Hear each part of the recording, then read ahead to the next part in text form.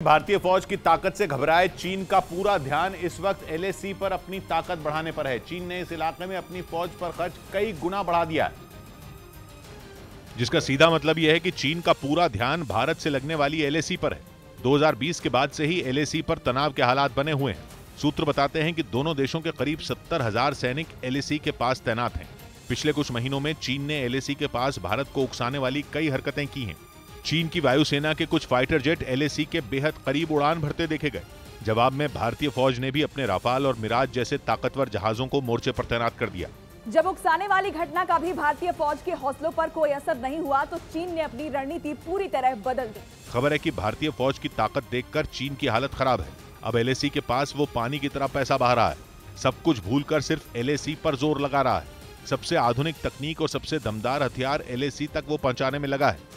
चीन की सेना यानी पीपल्स लिबरेशन आर्मी अपनी वेस्टर्न थिएटर कमांड पर पैसों की बारिश करने में जुटी है, क्योंकि चीन की सेना की इसी यूनिट पर एलएसी की हिफाजत की जिम्मेदारी है। वेस्टर्न थिएटर कमांड का वजूद ज्यादा पुराना नहीं है। 2016 में शी जिनपिंग ने ही इसका गठन किया था।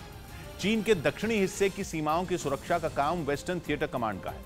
अफगानिस्तान, पाकिस्तान, भारत, नेपाल और म्यांमार जैसे लगने वाली चीन की सीमाओं एचजे वेस्टर्न थिएटर कमांड की तैनाती है। इसके अलावा चाइना पाकिस्तान इकोनॉमिक कॉरिडोर की सुरक्षा का काम भी चीन की सेना की इसी यूनिट का है। सीपीईसी के लिए काम करने वाले चीन के कर्मचारी हों या फिर चीन की मशीनें हों, इनकी सुरक्षा का काम वेस्टर्न थिएटर कमांड का ही है। अप्रैल 2020 में वेस्टर्न थिएटर कमांड के जवानों ने ही लद्दाख के कई इलाकों में घुसपैठ करने की कोशिश की।